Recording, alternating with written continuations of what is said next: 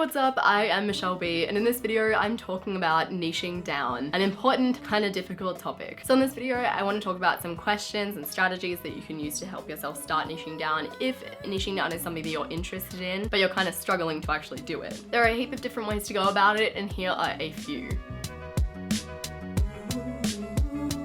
Number one, ask yourself, what is a problem that you can solve? For example, this channel is trying to help solve a problem that I had when I first started YouTube about not having any resources or guidance from someone that I could relate to. Think about a problem that you've overcome in the past and how you overcame it, or a problem that you've always had and you've never really been able to solve, but you could potentially solve through creating a YouTube channel. You could even think about a problem that you're currently overcoming and document your journey, document the steps that you're taking to overcome that issue. The problem could be something even just like, you know, every Halloween you try to find a Halloween tutorial that has that really good balance of like sexy and scary, but you just can't seem to find any resources that provide that service. Find a problem that people have that maybe you have had or are currently going through. Document your journey or help other people to fix the problem by creating a YouTube channel. Number two, what's something that is already being done, has already been done that you can do in a different way? An example of this, Phil DeFranco has a news YouTube channel. I imagine when Phil DeFranco first started, the only real news outlets would probably have been like newspapers, TV, radio, maybe like a little bit on the internet. He basically took the news, put it on YouTube, changed it into a more conversational format, and created daily videos summarizing big news. He took something that was already done on another platform over to YouTube and made it his own thing. Oh, another example of this actually is something that I did. So 30-day challenges, they're a huge thing amongst bloggers, Instagrammers, on Pinterest, but I'd never seen one done in video format. So I'd seen YouTubers release videos announcing a 30-day checklist, but I'd never seen anyone actually film themselves doing a 30-day challenge. So I took that and I was like, hey, this is something that's been done on all these platforms, so I've never seen anyone do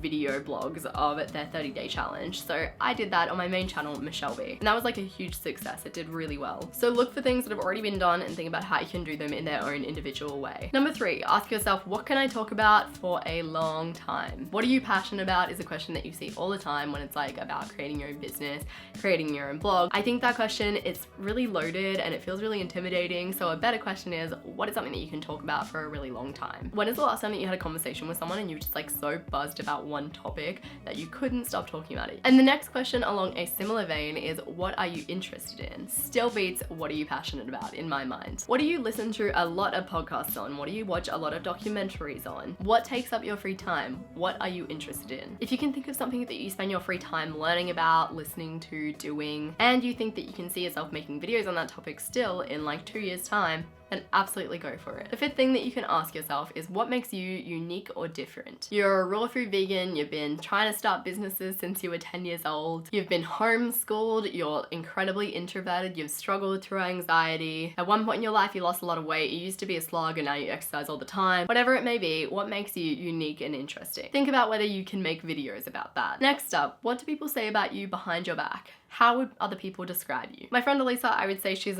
awesome at organizing when it comes to travel, and she's really good at like putting outfits together way ahead of time. My friend Sarah, she is like a crazy bookworm and she loves Disney. Also, she struggles to sleep. So what do people say about you behind your back? How would they describe you? How would they summarize you in like a few short sentences? And is there a way that you can make that your thing on YouTube? And the last question that you can ask yourself, what is something that's making its way into the norm that you can break into now? Some really good examples of this are minimalism and veganism, like 2 years ago. Those things were not so common. They were just like coming into the mainstream, and they're also trends that are pretty much here to stay. Pay attention to lifestyle changes that are coming in that you're really interested in, that are ideally like positive things that you can base your whole channel around. So I hope that those questions, strategies have given you some ideas on how you could possibly choose a niche or how you can niche down from where you are already. I'll be doing a few more videos on niching down. I find this topic really interesting, and I also think it's something a lot of people struggle with. So subscribe to my channel if you haven't already for weekly tips on doing YouTube, and I will see you guys soon.